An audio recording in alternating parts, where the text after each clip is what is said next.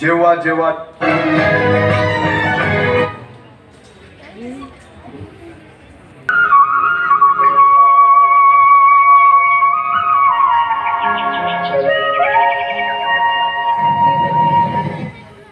महाराष्ट्र असा सुखाने नांदत असताना एक दुष्ट कालयवनाची वक्रदृष्टी महाराष्ट्रावर महाराष्ट्र परकीय स्वारांच्या टाचेखाली भरडला जातो.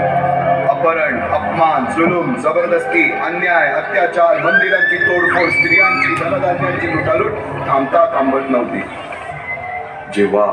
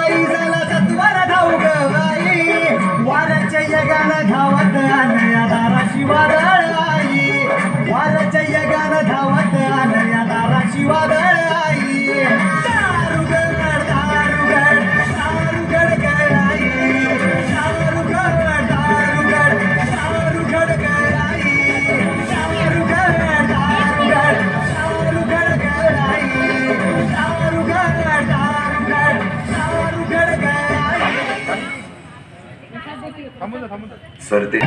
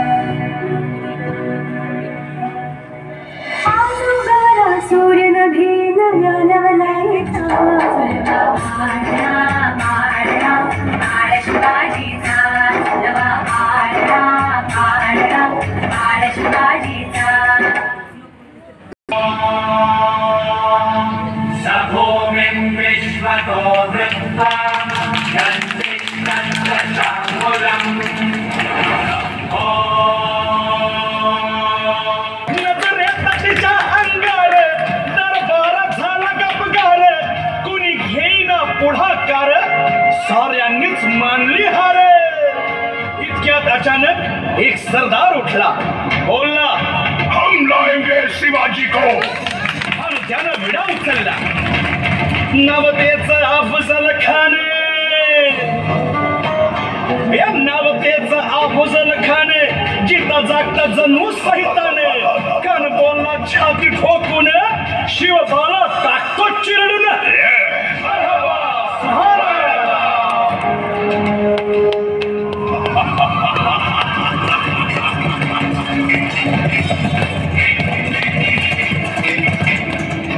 आता शिवबाचं काही खरं नाही. इकडं निजाम, तिकडं मोगल, पलीकडं इंग्रज. जो तो हेच बोलू लागला. महाराज, आपला जीव मोलाचा आहे. खानाचं सैन्य अफाट आहे. त्याच्यासमोर आपला टिकाव लागणं अवघड आहे. काही दिवसांसाठी आपण कुठेतरी अज्ञातस्थळी निघून जाऊ. काय म्हणाल रायबा?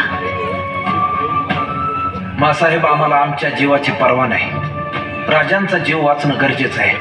रायबा, शिवबा केवळ आमचा पुत्र नाही, तर अवघ्या मराठी जनांचा स्वाभिमान आहे. या मातेने आपला पुत्र गमावला तरी 72, परंतु भ्याडपणे पळून जाऊन या मराठी मुलखाचा स्वाभिमान गमावता कामा नये. अशा वाघिणीचा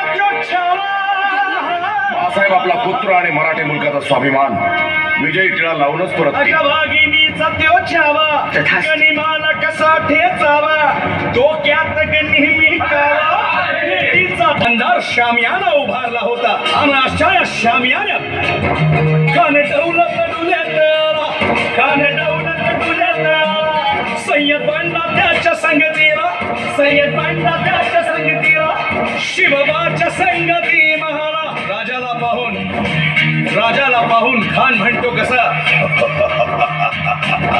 आओ आओ शिवाजी, आओ हमारे गले लग जाओ.